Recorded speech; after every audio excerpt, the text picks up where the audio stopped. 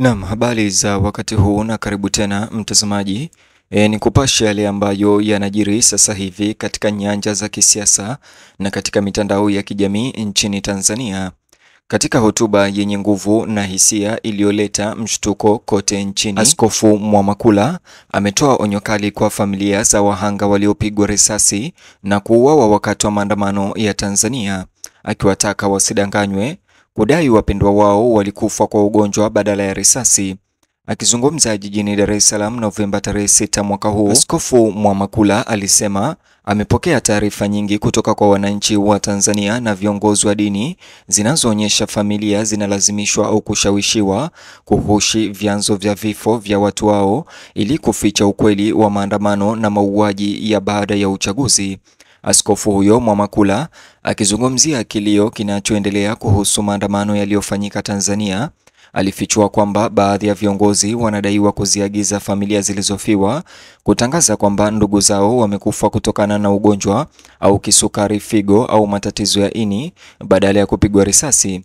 Alisema mbinu hii ya udanganyifu ni njama ya makusudi ya kuharibu ushahidi muhimu ambao unaweza kutumika baadaye katika uchunguzi wa kitaifa na kimataifa kuhusu ukiukwaji wa haki za binadamu uliofanywa wakati wa maandamano ya uchaguzi. Katika chapisho hilo lake alilolichapisha kupitia mtandao wake wa kijamii wa Facebook, Askofu Mwamakula, kama unavyotazama nikimnukuu, aliandika hivi: wafiwa wasidanganywe na wauaji. Ndugu wa Tanzania, tumetaarifiwa kuwa familia zinazopewa miili ya ndugu zao waliopigwa risasi wanaambiwa kuwa ili wasisumbuliwe wakati wa kusafirisha miili hiyo, wadanganye kuwa marehemu hao walikufa kwa ugonjwa lakini sio kwa kupigwa risasi. Kwa hiyo madaktari pia huandika katika cheti cha kifo sababu ya kifo kuwa ni ugonjwa na hutajwa ugonjwa wote. Ndugu hao, kwa sababu wanakuwa na uhitaji mkubwa wa kupata miili ya wapendwa wao, wanajua na kuwa wanasaidiwa na wanaingia katika mtego huo wa kusema uongo, wasijue kuwa ni mbinu ya kuwasaidia watawala kuficha ukweli kuhusu mauaji ya halaiki. Ukweli ni kuwa wakati wa kufanya uchunguzi ukifika, orodha ya watu waliouawa itapungua kwa sababu wachunguzi wakienda hospitalini watakuta majina ya marehemu tajwa, lakini sababu za kifo vyao haitakuwa ni risasi bali itakuwa ni ugonjwa wa sukari, figo, ini na kadhalika. Kwa kuwa uchunguzi utahusisha pia familia za marehemu, familia zitaweza kudhibitisha kwa sababu zikiambiwa zitoe cheti cha kifo, cheti kitaonyesha marehemu alikufa kwa kuugua figo na wala sio kwa kupigwa risasi. Hatari nyingine ni kuwa watawala wanaweza kuwafungulia mashtaka watu waliosema kuwa marehemu alikufa kwa kupigwa risasi wakijua kuwa watu hao hawakuwa na ushahidi, kwani cheti cha kifo kitaonyesha sababu nyingine. Sisi askofu tunatoa wito kwa familia kuepuka mtego huo, wakwepe kukubali kusema uongo utakaopunguza idadi ya watu ambao walikufa kwa kupigwa risasi. Familia zitoe ushirikiano kwa taifa lao ili baadaye watu waliofanya haya mauaji ya kinyama wakija kushtakiwa wasiwe na sehemu ya kukwepea. Je, nini kimekushangaza? Je, nini maoni yako? Mwanakondoo ameshinda, tumfuate. Askofu Emmanuel Mbandikile Mwamakula, Itunge, Dar es Salaam, tarehe 6 Novemba mwaka 2025. Mwamakula aliweza kutuma ujumbe huo. Askofu huyo alionya kuwa uchakachuaji wa kumbukumbu za hospitali zinazohusiana na maandamano ya Tanzania ni mpango hatari uliopangwa kupotosha historia na kukwamisha haki. Kulingana na askofu huyo, vyeti vya vifo vinavyoorodheshwa magonjwa badala ya majeraha ya risasi baadaye vitazuia idadi halisi ya watu waliouawa katika maandamano ya Tanzania, kulingana na ujumbe wake, kuthibitishwa uchunguzi huru utakapoanza. Alibainisha kuwa rekodi hizo potofu hudhoofisha kesi hiyo kwa haki na kukana kufungwa kwa familia za waathiriwa.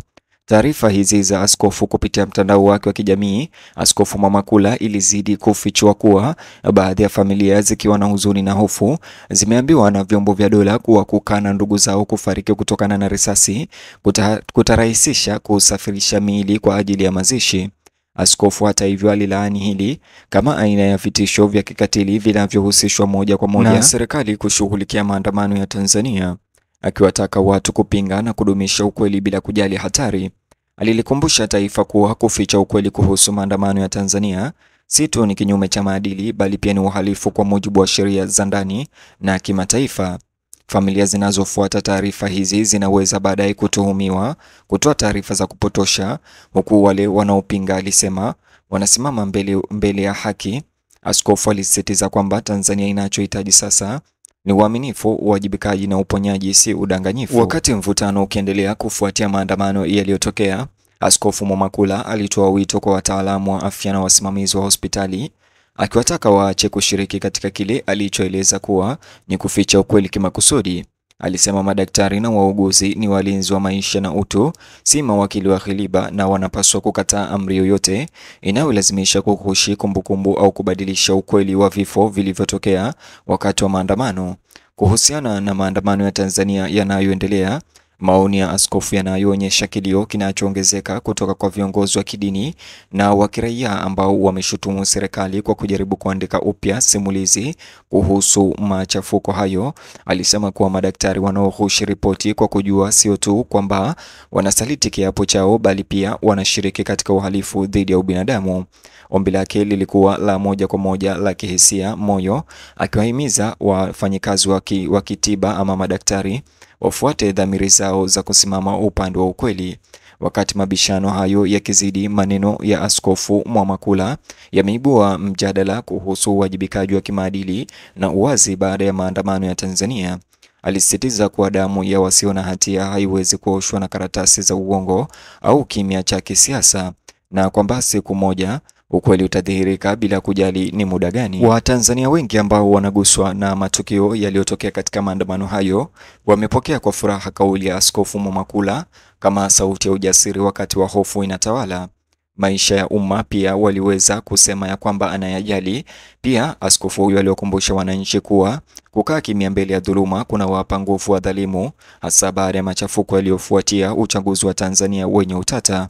Ujumbe wa Askofu Mwamakula pia ulitoa onyo la moja kwa moja kwa serikali kwamba kufichwa kwa vifo vinavyohusiana na maandamano ya Tanzania hakutazuia uchunguzi wa kimataifa. Alisema kuwa taasisi kama vile Mahakama ya Kimataifa ya Uhalifu baadaye zinaweza kudai ufikiaji wa rekodi za hospitali na chumba cha kuhifadhia maiti, na hati potofu zitafichua ukubwa wa ufichaji huo. Wakati manusura na mashuhuda wengi wa maandamano ya Tanzania wakijitokeza na hadithi zao, askofu huyo aliwataka viongozi wa dini, waandishi wa habari na wanaharakati kuwa walinzi wa ukweli na amani. Alisema haitoshi kuomba amani, taifa lazima lidai haki na uwajibikaji kwa kile mtu aliyepoteza maisha au kupotea wakati wa maandamano. Katika hotuba yake, Askofu Mwamakula leo pia aliomba umoja wa kitaifa unaojengwa katika uaminifu, akiwataka Watanzania wote kusimama pamoja kufichua uongo unaohusu vifo vinavyotokana na maandamano hayo. Ni hayo tu mpenzi mtazamaji, na kukumbusha kubonyeza alama like kisha subscribe, alafu nijuze maoni yako upande wa comment section kuhusiana na ripoti hizi za Askofu Mwamakula. Vile vile mtazamaji, bonyeza box hicho kwenye screen yako, kitakuelekeza katika video ama taarifa zetu mpya.